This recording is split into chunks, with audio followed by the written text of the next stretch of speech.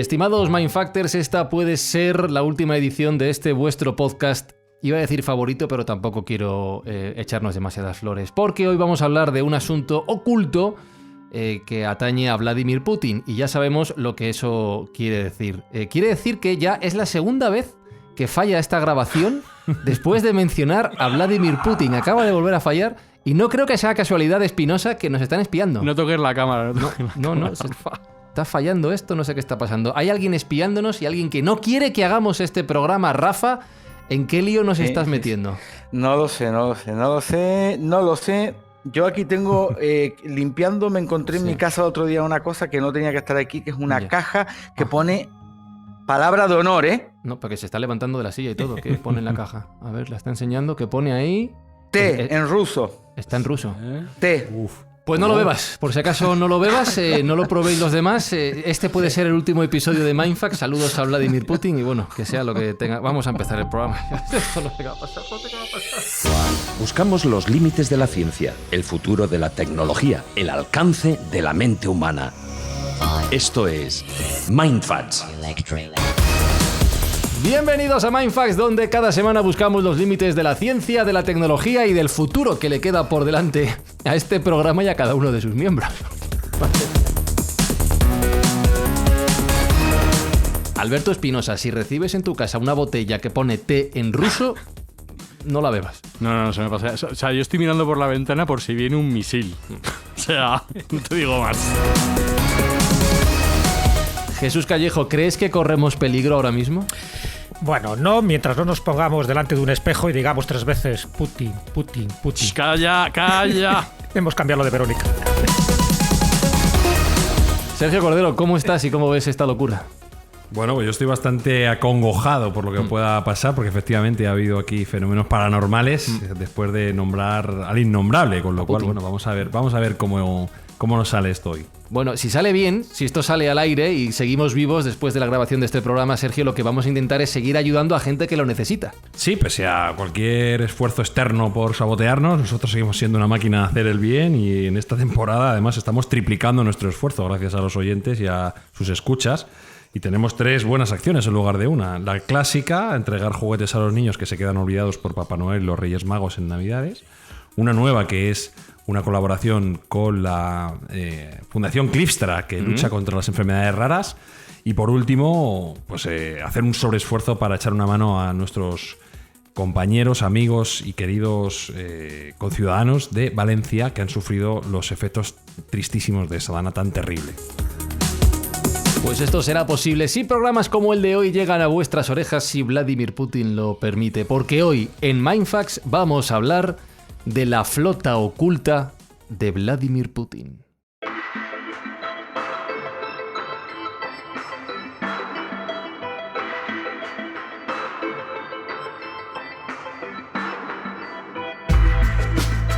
Y lo vamos a hacer con, bueno, le he saludado como Rafael Muñoz Abad, que aparte de tener en su casa una botella que pone té en ruso, cuyo origen no quiero saber y cuyo contenido tampoco quiero probar, es doctor en Marina Civil, piloto de Marina Mercante, controlador, ha sido profesor de la Universidad de La Laguna y es codirector del Máster Internacional de Seguridad y Protección Marítima del Instituto CISDE de Sevilla.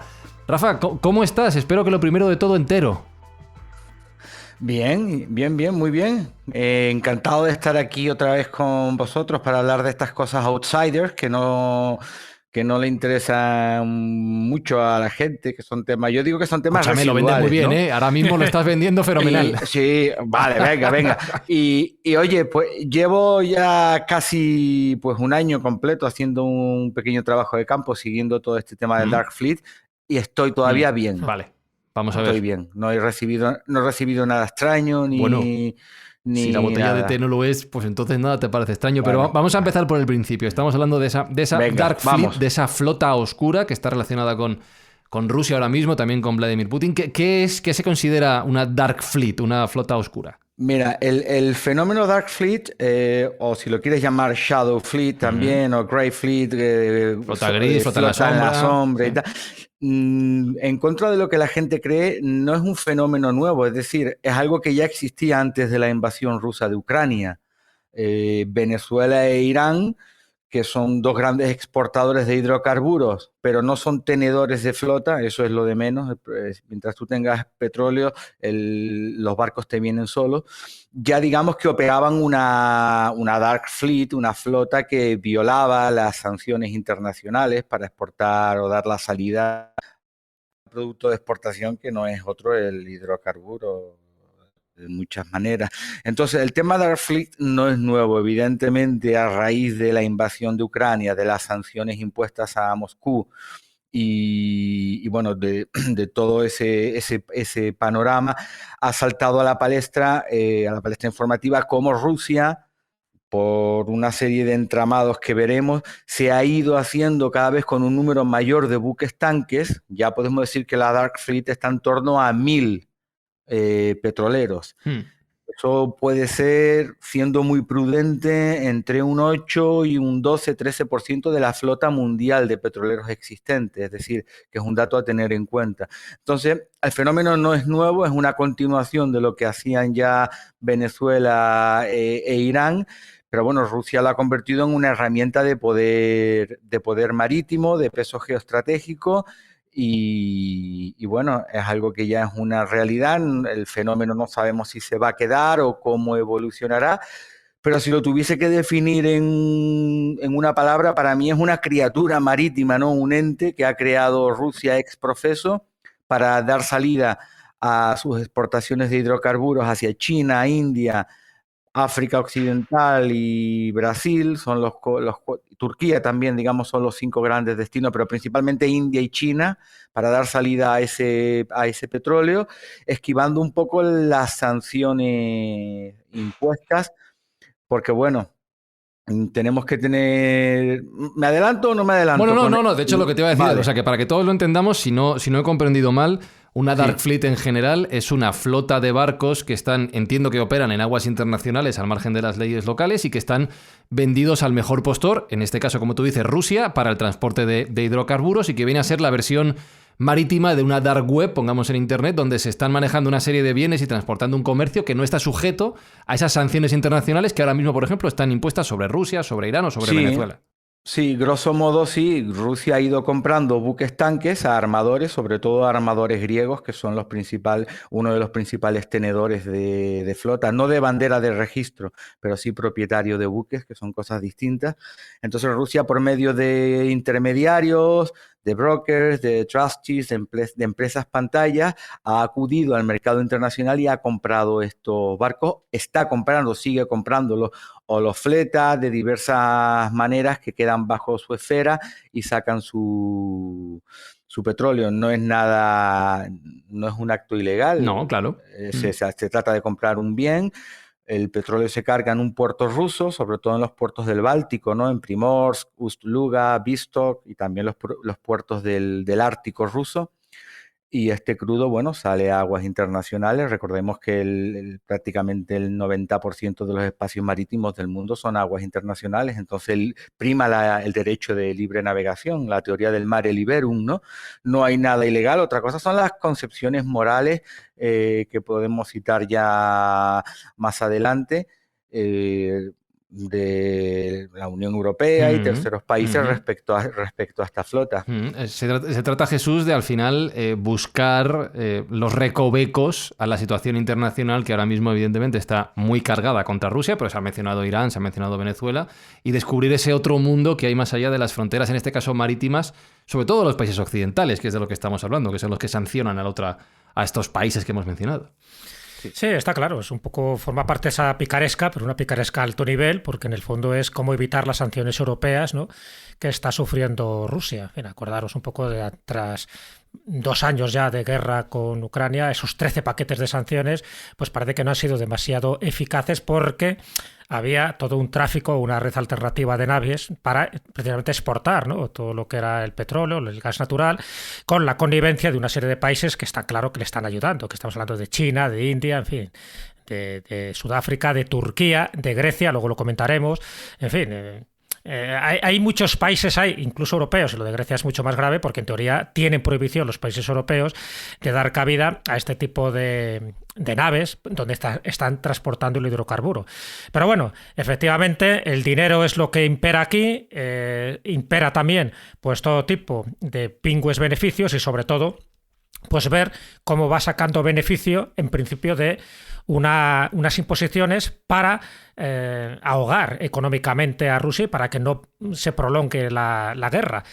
En algunos casos no se está demostrando porque estas medidas europeas es cierto que parece que en gran parte se ha desarticulado un poco todo el entramado financiero, ¿no? Desde junio del 2023, pero por otra parte se sabe que estos más de 1.000 barcos, yo incluso tenía aquí constancia de 1.400 buques viejos a nivel global, que son los que se están utilizando, ¿no? No sé si serán tantos, pero luego tiene una consecuencia añadida, y esto lo sabe muy bien Rafa, y es el peligro medioambiental que esto genera, porque al ser buques, en fin, ya bastante ajados, bastante deteriorados, pues, ¿qué es lo que nos puede generar todo esto?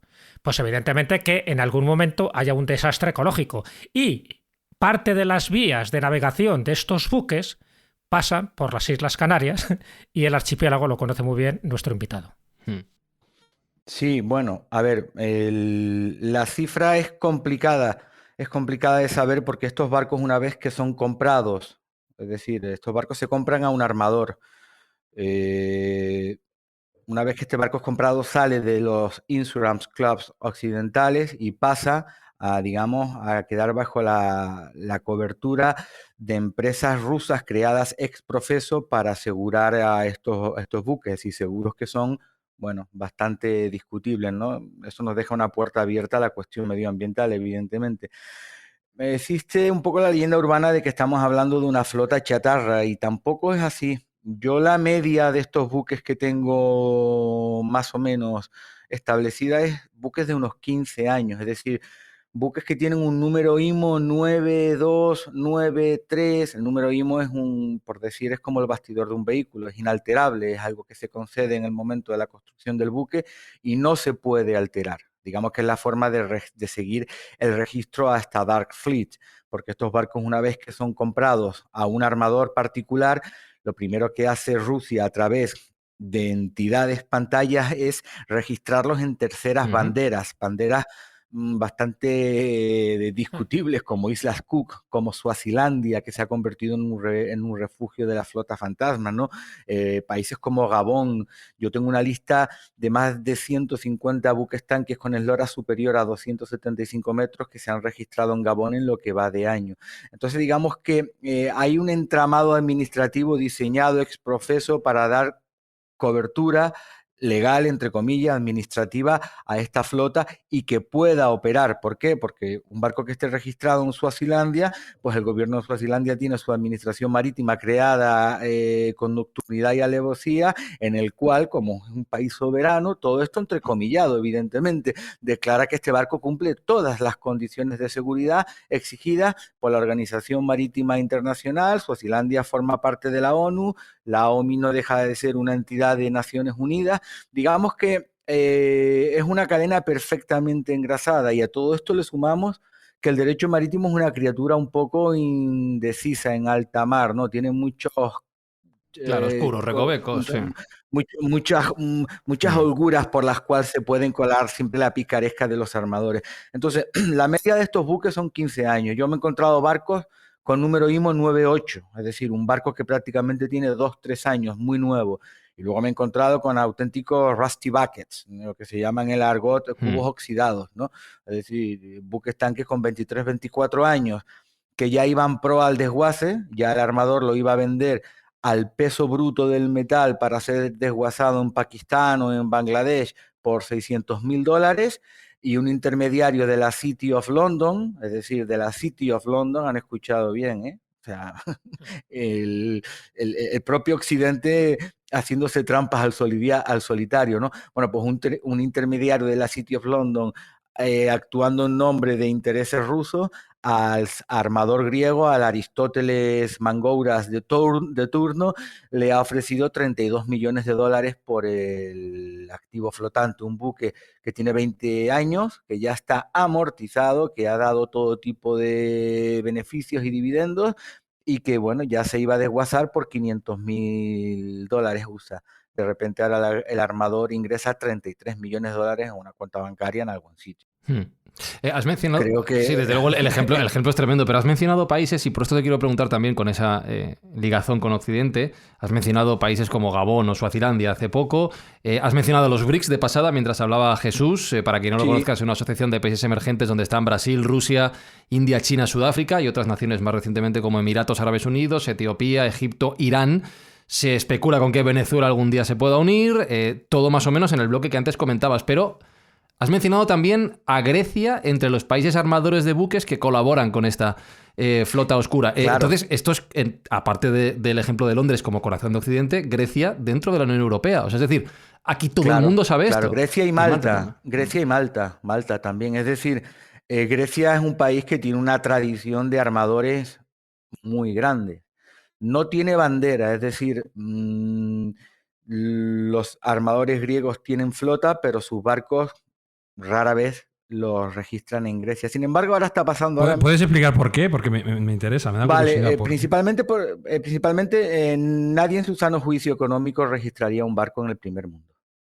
Por temas fiscales. Es decir, los barcos se registran en sociedades offshore o en paraísos fiscales, sitios como Panamá, sitios como Islas Marshall, sitios como Islas Cook, que es posiblemente la peor de todas. Y luego está, bueno, paraísos fiscales encubiertos dentro de la Unión Europea, como pueden ser Chipre o Malta, que son registros importantes de buques. Y luego está el mundo Commonwealth, ¿no?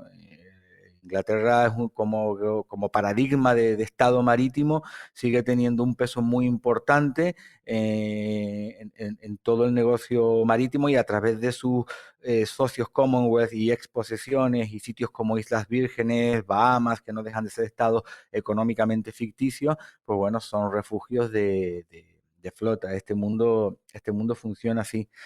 Entonces, el tema de Grecia y Malta, sobre todo el de Grecia, es especialmente sangrante, ¿no? Es decir, porque Grecia forma parte de la Unión Europea. Habría que decirle a la Unión Europea, oiga, usted está hablando con mantener unas sanciones a Rusia, tiene una página web en la cual se puede denunciar algún tipo de fraude, pero resulta que Grecia, uno de los países con más peso, no económico, pero sí histórico en la concepción de la unidad de Europa, pues no para de colaborar de alguna manera con Rusia dando salida al petróleo. Decía que ahora mismo, mientras nosotros hablamos, está pasando entre Fuerteventura y Gran Canaria el Minerva Eleftheria. Esto es un buque tanque griego de 260 metros de eslora con 600.000 barriles de crudo, y va de Vístock para Dakar. El IMO de este barco es un 978, es decir, que es un barco relativamente nuevo. Bueno, en caso de que haya un percance, hay una máxima en derecho marítimo que es quien contamina paga, ¿no? Pero para aplicarla usted tiene que encontrar al dueño del buque. En teoría este buque es de la naviera Minerva, que es de los armadores Martinos y no sé qué, una familia de navieros y empresarios griegos antiquísima, con un patrimonio enorme y con una flota, pues... Uno pone Minerva Group, Minerva Shipping en Google y ves la compañía de la que se trata, ¿no? Posiblemente este barco esté fletado por algún despacho, por algún broker o por algún trustee que representa los intereses rusos. Es decir, no creo que Minerva sea tan estúpida de arriesgarse a tener un percance con uno de sus barcos y quedar señalada. Pero digamos que yo lo llamo juego, Game of Matryoshka, juego de muñecas rusas. Es decir, tú no sabes realmente dónde está el final, o sea, quién es el dueño, quién realmente tiene la titularidad de ese activo flotante. Y esta es la picaresca de los armadores. Rusia está actuando como un armador global aquí. Pero si nos vamos a un caso que es conocido en este país, que es el del Prestige, a día de hoy todavía no está claro quién era el armador del Prestige. Sí se sabe que era una conexión ruso-griega, es decir, ya las amistades vienen de antaño, sí. De antaño.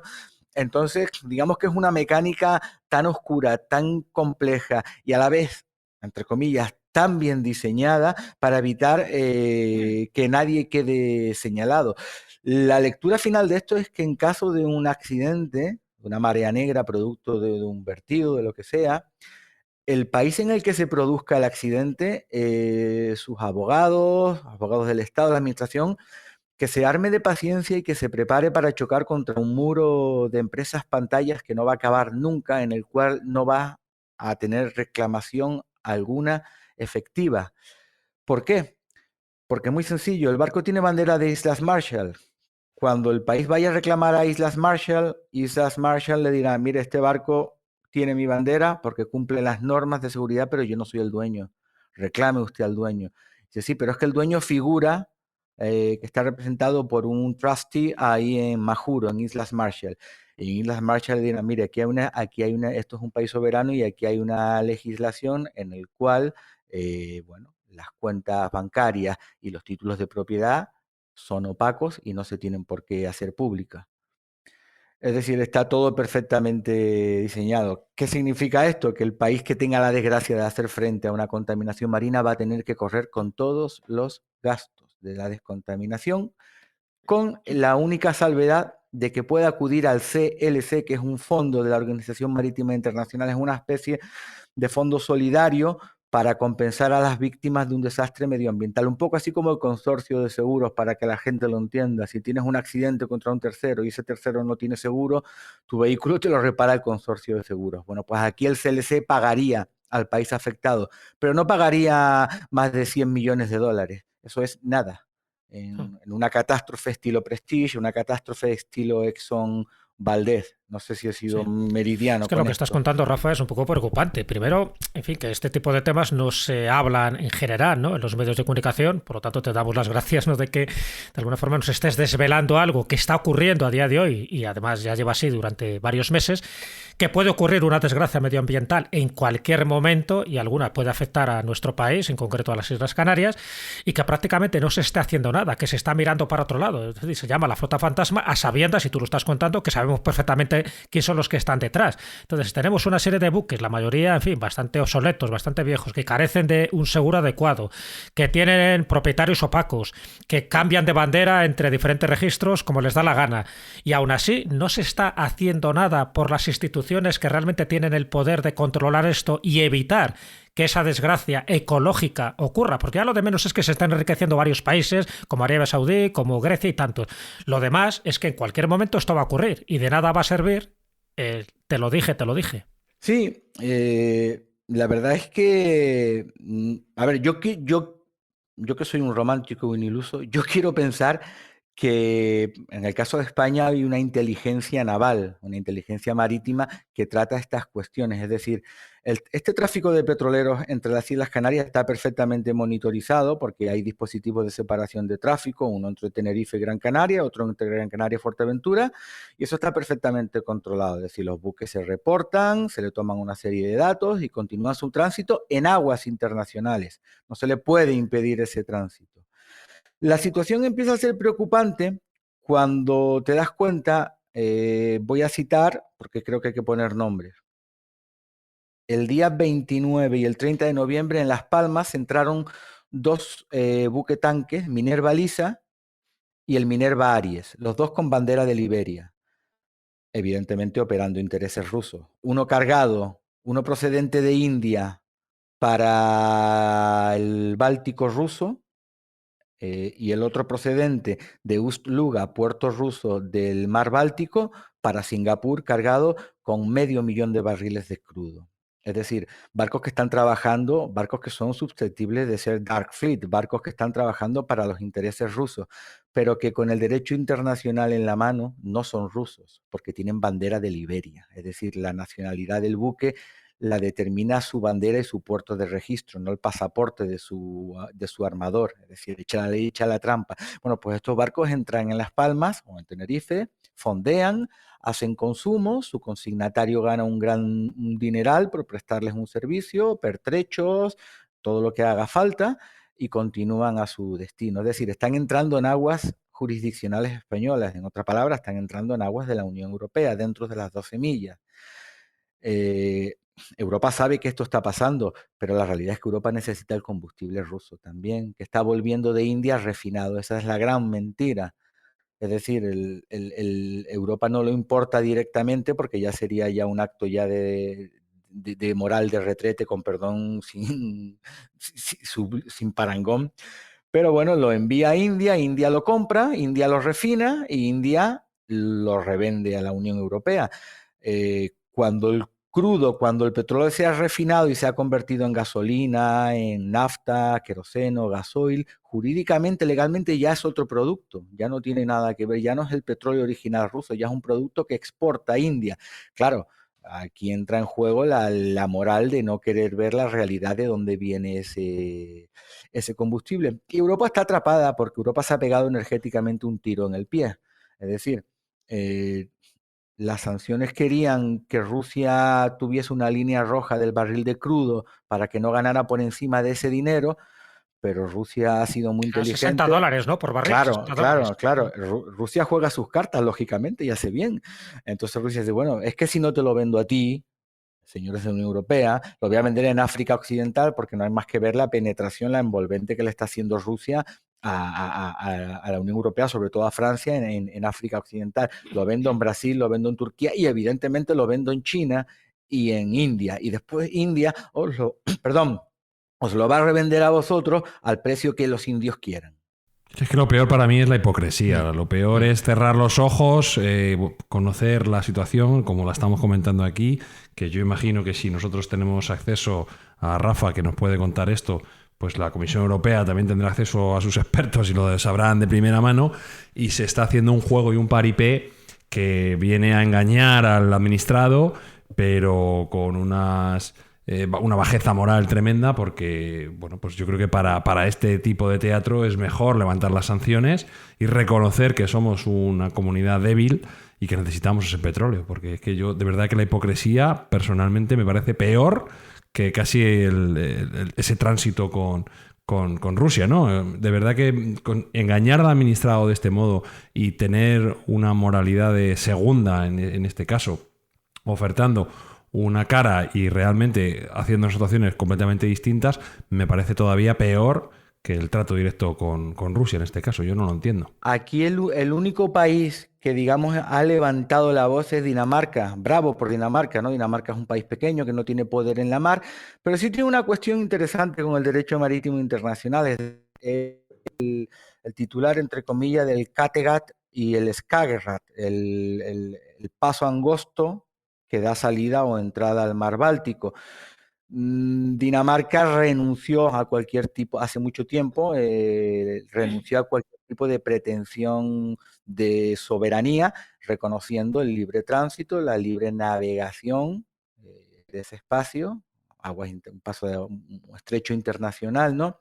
Pero claro, Dinamarca está continuamente diciendo, a mí por aquí todos los días petroleros rusos cargados de crudo. Y claro, esto es a mayor densidad de movimientos, mayor posibilidad de que haya un accidente, una ruleta rusa continua, ¿no? Claro, Dinamarca no puede impedir ese tránsito, pero sí está tomando acciones para endurecer el paso, el tránsito de estos petroleros. Uno de ellos es que lo hagan obligado con práctico a bordo, es decir, que no pasen alegremente.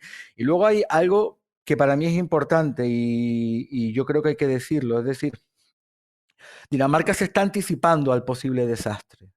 ¿Cómo tú te anticipas a esto? Pues teniendo primero tu armada en el mar, monitorizando esto, que haya un control, que haya un seguimiento, pero sobre todo teniendo tus buques anticontaminación en el mar, no atracados en puerto. Es decir, en la zona donde confluye la entrada y salida, sobre todo la salida, porque estos barcos vuelven al Báltico en lastre, en condición de lastre, ya han descargado. Pero salen cargados de petróleo. Entonces Dinamarca y también Alemania están empezando a posicionar remolcadores de altura, supplies en stand-by por si algún barco de estos se queda a la deriva, averiado, prestar la asistencia rápidamente y sobre todo buques de lucha anticontaminación. Esto lo está haciendo Dinamarca. A España esto le afecta evidentemente. ¿Por qué? Porque todo el tránsito de esos petroleros que salen del Báltico van a pasar el Canal de la Mancha y el siguiente dispositivo de separación de tráfico que van a tener es el de Finisterre.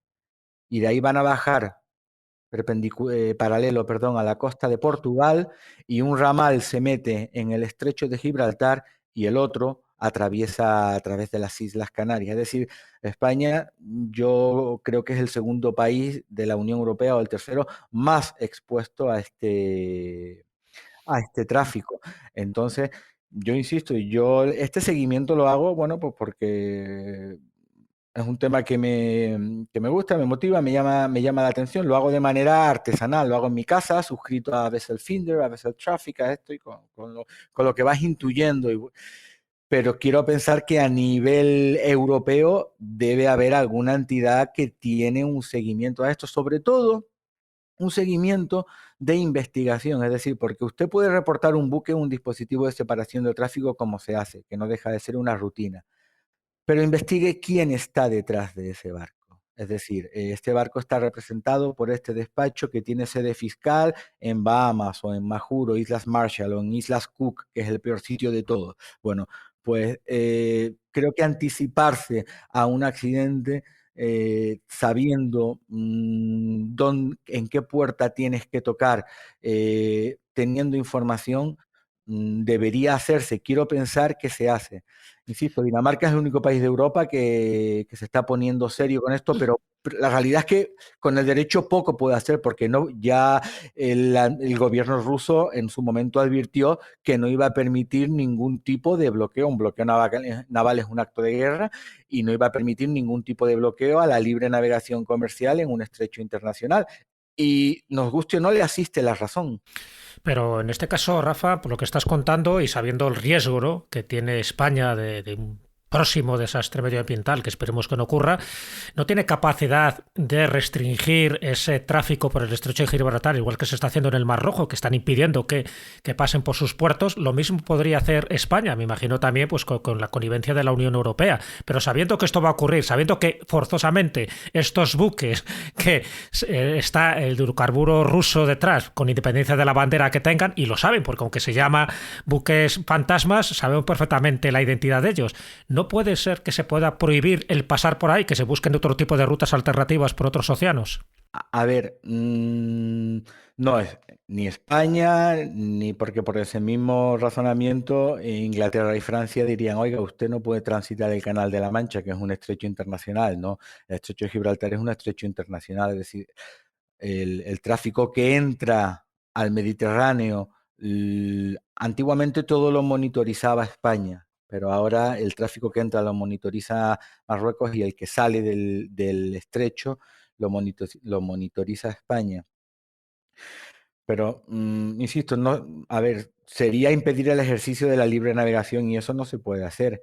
Evidentemente, ese tráfico está perfectamente controlado. Ahí hay un dispositivo de separación de tráfico y esos barcos se reportan, se sabe de dónde vienen, se sabe a dónde van. Todo eso lo hace la Unión Europea. Es decir, un barco que sale del estrecho danés y que va para Alejandría o Suez en Egipto, toda esa información ya se tiene en avance en los siguientes reportes de separación de tráfico de los países que forman la EMSA, que es la Agencia de Seguridad Marítima Europea. Eso está perfectamente regulado, funciona bien. España tiene una de las mejores administraciones de seguridad marítima, no le faltan medios ni personal. El problema es a lo que te estás enfrentando. El problema no es lo que tú tengas, que tienes medios, que tienes personal, que tienes una infraestructura. El problema es que te estás enfrentando a un accidente potencial frente al cual tú no puedes hacer nada más allá que esperar lo que voy a decir es muy duro, que esperar a que suceda o que no suceda. Porque no se puede negar ese tránsito, eso es libre navegación. Otra cosa es que en su momento, como sí se hizo, fue que el tránsito de petroleros se alejara de la costa gallega y el dispositivo de separación de tráfico estuviese a más millas de costa. Los dos dispositivos que hay entre Islas Canarias están implantados por la Organización Marítima Internacional. Yo creo que se van a quedar ahí. No sé si España en algún momento elevará alguna, por este aumento del tránsito de petroleros, elevará o elevaría una instancia a la Organización Marítima Internacional para que determinados buques que, bueno, no se conocen sus armadores. Lo que pasa es que esto es vago de argumentarlo con una base de derecho, una base jurídica. Es muy complicado. Es decir, que este tráfico pasara al oeste de la isla de La Palma para evitar que pasara entre islas. Yo no creo que esto pase. Y luego, yo siento decirlo, pero es que España no es un país marítimo. Es decir, España no tiene una gran preocupación por cuestiones marítimas. Tradicionalmente no la ha tenido. La realidad es que no tiene flota. En bandera española apenas hay 200 barcos registrados. El Ejército del Aire se ha quedado sin aviones de patrulla marítima de largo alcance. Es decir, parece que hay cierta indolencia a la hora de controlar las zonas económicas exclusivas, ¿no? Pero bueno, eso es un tema aparte. No, de hecho, fíjate que te estaba escuchando y ahora que mencionabas esta capacidad marítima de España, estaba pensando, pero claro, es que todo este tema de los barcos, voy a hablar desde el punto de vista de la población general, Rafa. La importancia de la navegación y del dominio de la navegación suena a siglo XV, siglo XVI, siglo XVII, siglo XVIII. Eso no quiere decir que hoy en día no sea importante por todas las cosas que nos estás contando. Lo que pasa es que en algunas partes del mundo, como puede ser España, ya no es tan relevante como antes y no lo tenemos tan en cuenta. Eso por un lado, pero no quiere decir que no siga siendo relevante. Y luego, por otro, estaba pensando también que hasta ahora nos has hablado sobre todo del comercio del petróleo. Pero hay muchos barcos operando todo tipo de bienes y de fines, iba a decir también servicios, pero también otros fines que no son el comercio de petróleo. Hay muchas sanciones y muchos intereses en esa inteligencia naval internacional a nivel mundial que está circulando por nuestras aguas. ¿Para qué más se utilizan estas flotas en la sombra? Hay un factor importante que creo que no hemos citado, perdón, la inseguridad en el Golfo de Adén, Mar Rojo y Bab el-Mandeb, que es el talón de la bota saudí ahí para acceder al Mar Rojo, por el tema de los houthíes, algún barco secuestrado, ya llevamos 2 bulk carriers hundidos y claro, los armadores toman precaución y no quieren perder sus buques, sus activos flotantes y han desviado el tráfico por el Cabo de Buena Esperanza. Eso significa que generalmente el tráfico de petroleros que atravesaba las aguas interinsulares en las Islas Canarias normalmente era el que procedía del Golfo de Guinea, es decir, el que daba la salida al petróleo nigeriano y angoleño en menor medida. Este flujo yo estimo que se ha multiplicado hasta por 3 o por 5, porque se le ha incorporado primero el fenómeno Dark Fleet, que no sabemos si es una cosa puntual o cómo evolucionará. Yo creo que va a tener una derivada marítima interesante. Y luego todo el tráfico mayúsculo, porque esto es mayúsculo, todo el tráfico de petroleros que salen del Golfo Pérsico, que evitan el Mar Rojo por el tema de la inseguridad.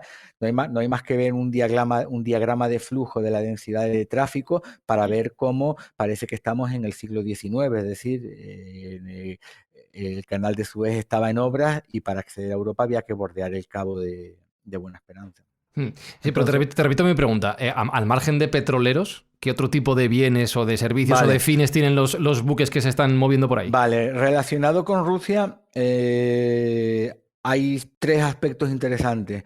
Uno son los mercantes de guerra, otros son los denominados buques oceanográficos que realizan funciones de espionaje, y otra es la flota pesquera. Esto nos lleva a los años, un regreso al futuro, ¿no? A la URSS, donde la flota rusa pesquera, pues desperdigada por medio planeta, pescaba peces, pero también pescaba información, ¿no? Aquí en Canarias, por ejemplo, fue muy famoso los almacenes Sovispan, que eran una especie de Corte Inglés de productos rusos, pensados para que los tripulantes de la flota rusa, que tenía la base en el puerto de Las Palmas principalmente, pues fuera ahí a comprar, ¿no?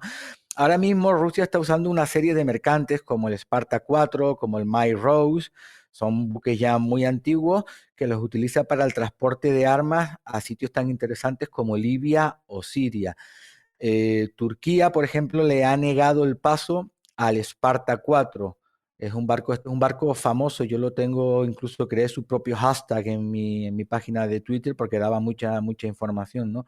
Este es un barco que ha estado haciendo continuamente transporte de armas al puerto sirio de Tartus, donde digamos que los rusos tienen ahí un hub, un almacén militar para enviar carga logística a los señores de la guerra libios.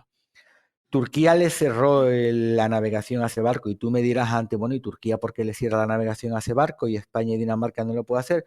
Pues es una gran pregunta y que tiene una respuesta jurídicamente demoledora. Turquía no ha firmado el Convenio de Naciones Unidas sobre el mar, lo que se conoce como UNCLOS, es decir, no es signataria. ¿Por qué? Porque no le interesa que los Dardanelos, el Bósforo, todo el sistema de estrechos turcos que da acceso desde el Mediterráneo al Mar Negro, se considera un estrecho internacional o de libre navegación. Entonces ni firmó ni ratificó la Convención de Naciones Unidas para el Derecho Marítimo Internacional. Eso la convierte en soberana del tránsito de buques en el Bósforo. De hecho, si no me equivoco, está regulado por Montreaux 1836 o 1856, que es un convenio muy antiguo y que ahora se ha aplicado con el tema de Ucrania, como impidiendo que Rusia meta buques de guerra, porque es uno de los beligerantes, al mar Negro, y que tampoco lo haga Ucrania. A este barco, bueno, se le hicieron varias inspecciones y se le ha pillado ya varias veces con carga militar y Turquía lo tiene vetado. Yo creo que el siguiente va a ser el My Rose, que ahora mismo la última información de él que tengo yo, hacía viajes entre Tobruk en Libia y puertos del Mar Negro ruso llevando camiones militares. Entonces, digamos que esto está a la orden del día, simplemente se trata lo que pasa es que son temas minoritarios, insisto, simplemente se trata de informarse un poco. A mí me recuerda mucho a la película de Nicolas Cage, El Señor de la Guerra, ¿no? Con el barco, dice, no es el cono, es el Cristo, el marinero a brochazos pintándole el nombre en alta mar antes de ser inspeccionado por una patrullera con personal de Naciones Unidas para controlar el tráfico de armas, y figura en la base como bandera de Francia, sí, pero como bandera holandesa. No tengo la bandera holandesa, bueno, le doy la vuelta a la de Francia y tengo la bandera de Países Bajos, ¿no? O sea, lo que sale en la película del Señor de la Guerra con el cono es exactamente lo que está pasando con estos llamados mercantes de guerra. Luego hay países estupendos también como Dinamarca, como Luxemburgo, que tienen una gran tradición marinera, y hay barcos que se han visto salpicados en el tráfico o en el transporte de armas de India a Israel recientemente, ¿no? Ahora mismo el Danica Elena creo que era, o sí. Y bueno, son varios. Yo los tengo en la página de Twitter. Siento no haberlos traído los nombres porque no me esperaba que fuéramos a derivar tanto, pero países como Dinamarca o como Luxemburgo pues tendrían que dar explicaciones a ver por qué algunas de sus navieras realizan transporte de armas tan delicados como puede ser entre India e Israel. No sé si hace poco, no sé si fue en verano, tuvimos una gorda en el puerto de Cartagena con un barco que no le quería dejar entrar algunas organizaciones políticas en España porque llevaba armamento o carga militar para Israel, se le hizo un boicot. Es que no recuerdo ahora mismo el nombre, pero bueno, mercantes de guerra, sí, eso también forma parte un poco del Shadow Fleet, del Dark Fleet. Estamos hablando mucho de esas flotas fantasmas rusas con todas las implicaciones. Dices que eso es un tema que parece que no interesa a nadie, pero sin embargo ya verás cuando ocurra algo de esto como interesa a todo el mundo, ¿no? Pero, ¿qué me dices de la flota fantasma de Corea del Norte? Bueno, la flota fantasma de Corea del Norte creo que no es un tema que yo siga con profundidad, pero es eminentemente pesquera. No se sabe ni los pesqueros que tiene. Esa sí que es fantasma y oscura, ¿eh? Sí, incluso tiene problemas con Rusia, con problemas de vecindad por pesca ilegal y tal. O sea, eso ahí sí que es imposible saber. Es decir, todos estos barcos... hay una llamada flota B, que los que seguimos este mundo te ríes, ¿no? Porque entras a una página de seguimiento de tráfico en un puerto, por ejemplo, de Somalia o de Djibouti, y te ves buques que no van que jamás accederían, por ejemplo, a un puerto de la Unión Europea o a Estados Unidos, a Australia, porque están en una lista negra, pues de no cumplir absolutamente con nada. Buques que en teoría administrativamente no existen, sí, tienen un número IMO, están abanderados pues en Djibouti o en Tanzania, pero bueno, vaya usted a saber, ¿no? Es decir, es un mundo aparte, es el borde exterior de las administraciones marítimas. Y luego el tema, bueno, lo voy a citar, que no se nos escape, la que hay montada en Dinamarca con el Bull Carrier chino fondeado, que Suecia y Dinamarca lo acusa. De hecho, en los servidores ahí se le ve que pasa varias veces sobre unos cables submarinos y bueno, se le acusa de haber arrastrado el ancla deliberadamente por el lecho marino para sesgar un cable de internet o un cable de comunicaciones. Jipeng 3 se llama el Bull Carrier chino, el Jipeng 3. Este barco ahora mismo está retenido, ahora mismo cuando digo es ahora, llevan bastantes días. Está fondeado, siempre tiene una embarcación de la Armada danesa a su costado para que no se dé a la fuga. Y Dinamarca es un país serio. Y los guardacostas alemanes pues también están siempre ahí rondándolo. Veremos qué pasa. Claro, esto nos pone en la mesa el poder oculto que significa un buque mercante en estos escenarios de guerras híbridas asimétricas, ¿no? Porque qué mayor poder que un buque tanque cargado de petróleo contra una economía de servicios que dependa del turismo. El agujero económico que le hace es tremendo, ¿no? Entonces, hay muchos analistas navales que ya empiezan a poner sobre la mesa precisamente eso, es decir, la amenaza tapada, oculta, no sopesada, que significa pues la navegación comercial en comillas, en manos, bueno, de países que estén en una situación complicada o en el caso de Rusia, que está en guerra contra Ucrania y está, bueno, en una guerra verbal o una preguerra fría con Occidente, con la Unión Europea, con la OTAN, con Estados Unidos. Bueno, yo lo pienso mucho, es decir, igual que hubo un atentado el 11S que no entraba en los cálculos de nadie, el efecto que tendría un petrolero cargado con 1 millón de barriles de crudo contra la costa en una zona turística. O sea, no hace falta, creo que la imagen es bastante. No des ideas, no des ideas. No, yo no doy ideas, pero que un Bull Carrier chino haya deliberadamente arrastrado su ancla sobre el lecho marino y se haya llevado un cable por delante, pero es que no es la primera vez que pasa esto en el Báltico. Ya hace unos meses otro buque chino lo hizo. Y luego tenemos la flota de los buques oceanográficos rusos, el más famoso es el Yantar con Y, ahora mismo está atracado en Argelia, que es puerto amigo. Y claro, ya España y los países de la OTAN se han puesto las pilas y desde que se metió en el mar Celta, ahí entre Irlanda y Reino Unido, y apagó el ICE, el Automatic Identification System, es un sistema que está emitiendo en los servidores el nombre del buque, su velocidad, su rumbo, su bandera, datos básicos para que aparezca en pantalla. Bueno, pues este barco en cuanto salió del Canal de la Mancha lo apagó. Y cuando lo volvió a encender apareció en el Irish Sea, en el mar Celta, entre Irlanda y Reino Unido. Ahí ha estado monitorizado por la Royal Navy y por el Irish Corps, incluso un barco de la US Navy lo ha estado siguiendo, porque son barcos que están muy bien equipados con todo tipo de tecnología para la guerra electrónica, equipos de sonar muy poderosos, y se sabe que, o por lo menos hay gran indicio que están mapeando el lecho marino para tener posición exacta de todo el cableado. Y cuando hablo cableado, hablamos oleoductos también, evidentemente, ¿no?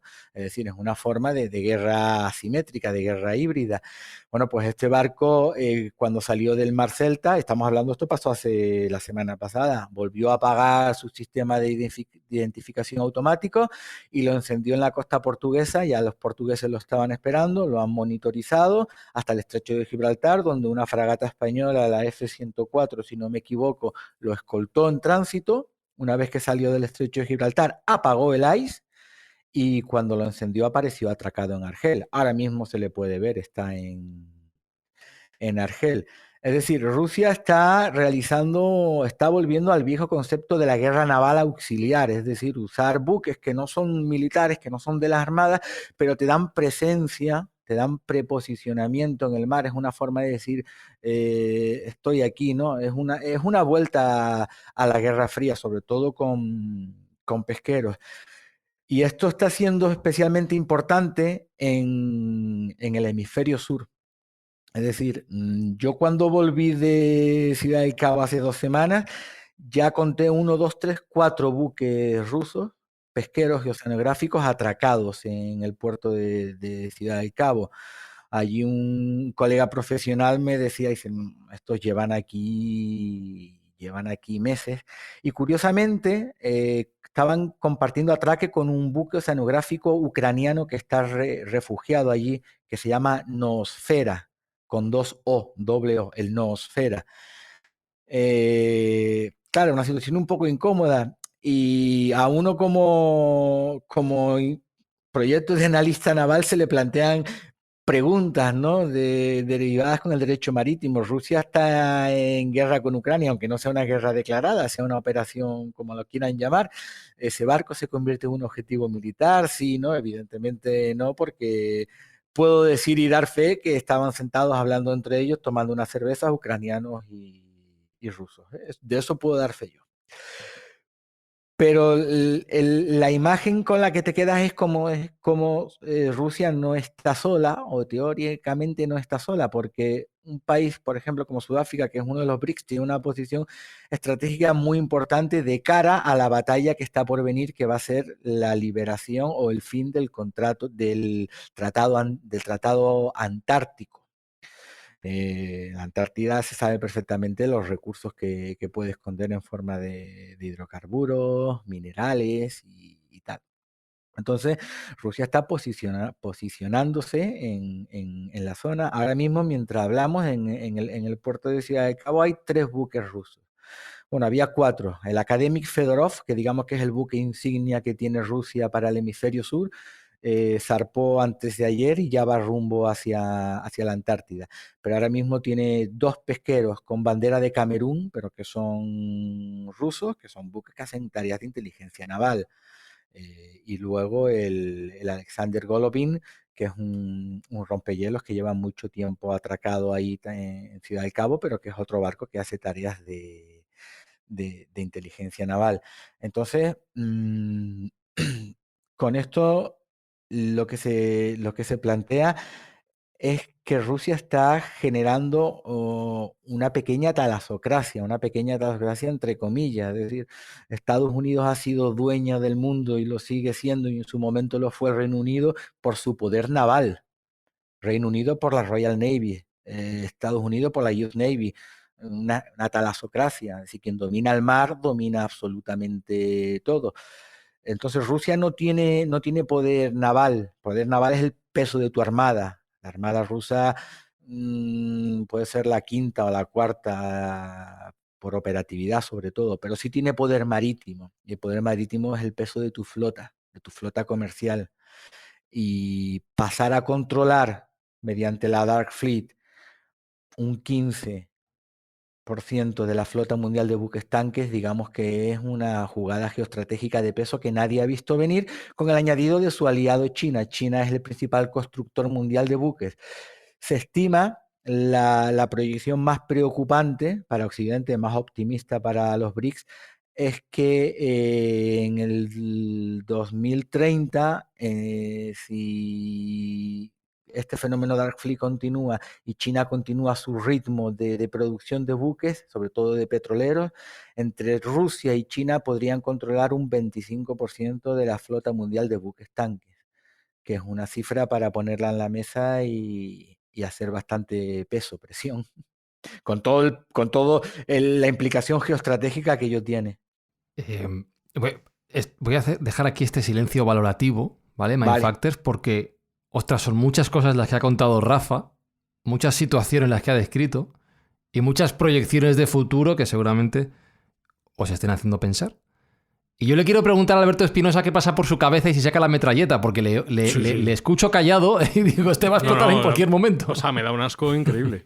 O sea, de un tamaño, pero por todos. O sea, es que colabore Occidente con esta puta mierda, etc. O sea, me da asco, pero inmenso. Sí. No sé. O sea, creo que lo peor de... Y esto que está contando Rafa será la parte un poco visible. ¿Qué habrá por debajo que no sepamos relacionado con tráfico de drogas, de armas, de basura, de... O sea, ¿qué coño habrá por debajo que ni siquiera se puede ver? Qué barbaridad. Oye, Rafa, hacías referencia a tu usuario de Twitter, que voy a citar, que es @Springbok1973. Repito, @Springbok1973. Lo pondremos en las notas del podcast por si alguien quiere cotillear y suscribirse y seguir todo lo que Rafa cuenta en esta red social. Pero si alguien quiere seguir profundizando en este asunto, en lo que, como decía Espinosa, sabemos y lo que todavía no se sabe, ¿dónde pueden seguir avanzando? Aparte de seguirte, ¿dónde pueden documentarse? A ver, yo creo que si a alguien le interesa esto, es tan simple como abrir Google y poner Russian Dark Fleet Ships. Y a partir de ahí empiezas a tirar del hilo.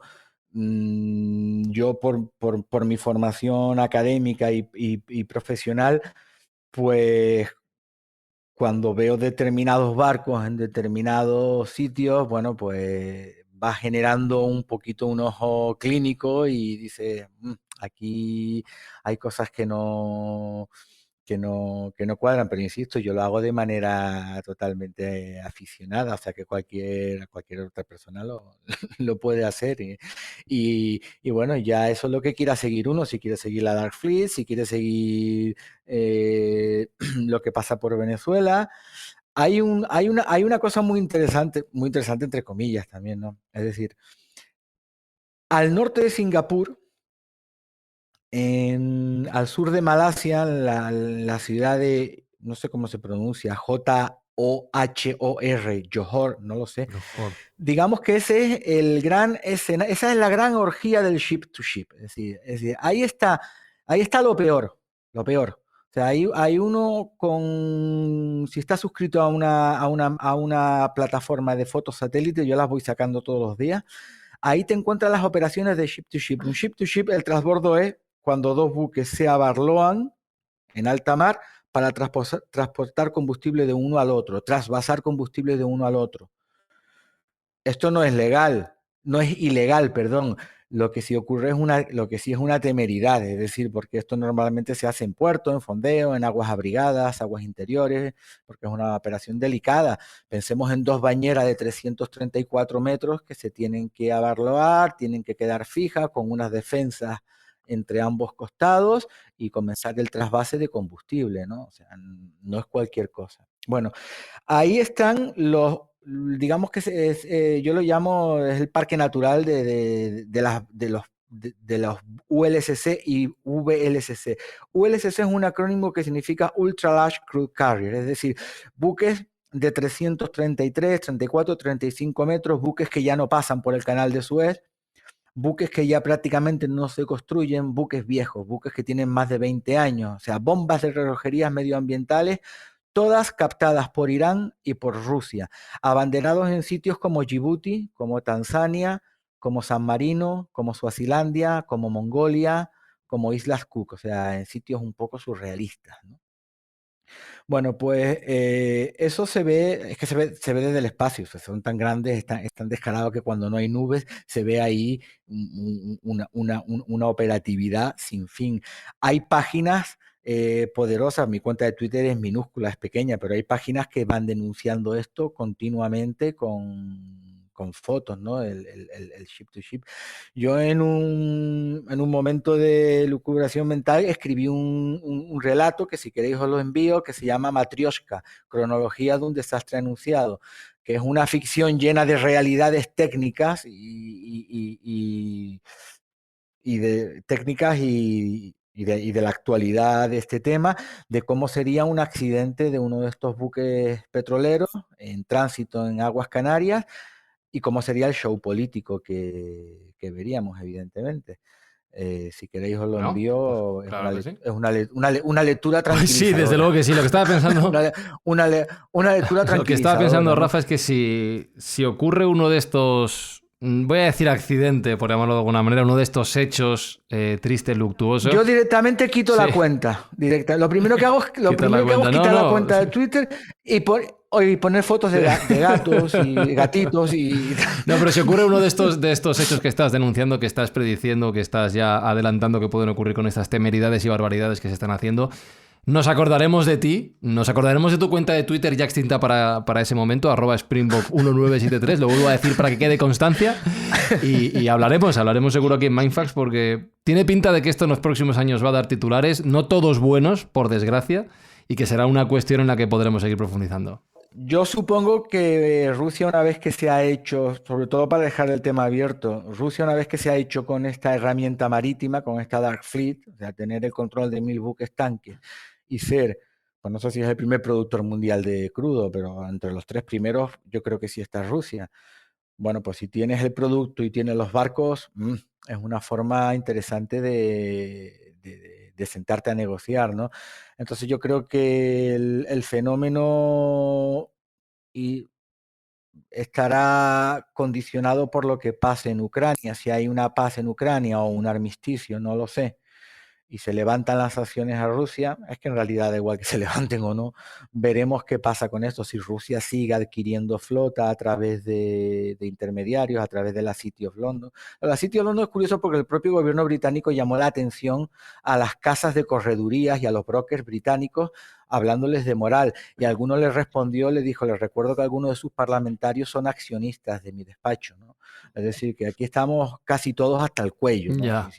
Si nos ponemos, no sabemos cómo, yo no sé cómo acabará. Yo tengo la sensación que es un fenómeno que se quedará, que derivará de otra manera, pero no creo que Rusia renuncie al poder marítimo que ha adquirido, y sobre todo en Occidente nadie vio venir esto, nadie, no lo sé, no, es una cosa que a mí me sorprende, porque sí, Estados Unidos llama la atención a Grecia, controle usted a sus armadores, que sus armadores no estén vendiendo los barcos a Rusia porque están colaborando con el régimen de Putin y tal, pero luego a la vez es como toda una retroalimentación, ¿no? Es una falsa moral, ¿no? Es un tema complicado y delicado a la vez. Pues lo hablaremos aquí en Mindfax, estaremos pendientes y seguiremos aprendiendo seguramente a partir de ahora. Cuando veamos titulares de este asunto, estaremos todos mucho más atentos después de lo que nos ha contado Rafa. Rafael Muñoz Abad, gracias por estar hoy con nosotros en Mindfax. Y un saludo. Esperamos gracias. Hablar pronto, pero de cuestiones buenas. Un abrazo. Sí, un abrazo.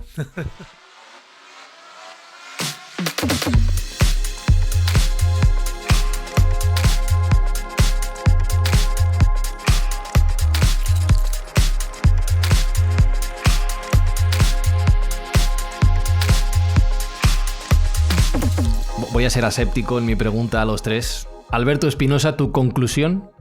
Ya lo he dicho. Me da muchísimo asco que esto se haga más en convivencia con todos en el fondo, con todos los gobiernos occidentales que lo saben, que esto está sucediendo. Les da igual, esto le da igual. No les importa. Aquí siempre digo que esto está perfectamente controlado, y es cierto, está perfectamente monitorizado. Y al panorama político de este país lo que le falta es un petrolero escupiendo chapapote a la playa. Es lo que le falta. Jesús Callejo, ¿tu conclusión? Pues hombre, mi conclusión, después de lo que he escuchado a Rafa, se podría resumir en varias palabras. La primera, intereses económicos. La siguiente es hipocresía, falsa moral, una mafia y una corrupción. A eso estamos abocados. Y Sergio Cordero, ¿tu conclusión? Mi conclusión es que el ser humano es capaz de lo mejor y de lo peor. Ya está, ahí lo dejas. Mira, qué bien, qué redondito. Pues recuérdanos cosas buenas de las que somos capaces, aquí por lo menos en Mindfax. A la vez que os asustamos y os damos todo este asco que ha dicho Espinosa, intentamos hacer algo bueno por el resto de los seres humanos. Bueno, nosotros somos de la parte que hacemos lo mejor, no lo peor, y en esta fase de la temporada vamos a triplicar nuestro esfuerzo para buenas acciones, atendiendo a nuestra obligación clásica de otorgar juguetes a los niños que se quedan olvidados en Navidad. Estamos colaborando con la Fundación Clifstra para luchar contra las enfermedades raras y no nos podemos olvidar de nuestros amigos, compañeros y conciudadanos de Valencia para echar una mano en la gestión de la Dana, que ha sido tan terrible. Pues os recuerdo que estamos en Twitter, @mindfax_, que nos puedes dejar tus comentarios en Spotify, en Apple, en iVoox, en YouTube, allá donde nos escuches, que estoy seguro que esta semana van a caer unos cuantos. Ya nos contaréis qué os ha parecido lo que nos ha contado Rafa, el programa de hoy. Y saludos de Fran Izuzquiza. Nos escuchamos dentro de 7 días. Hasta la semana que viene. Chao, chao, chao, chao, chao, chao. Mindfacts llega cada semana a tus oídos a través de Spotify, Apple Podcast, iVoox, Google Podcast o tu aplicación favorita. Búscanos en redes sociales. Somos Mindfacts. И будет передаваться дальше. С праздником вас! С Днем Героев Отечества! Eres un cabrón, hijo puta. Un mamón y un pedorretas, hijo puta. Tú eres un capullo y un cabrón, te jodes por ser tan mamón.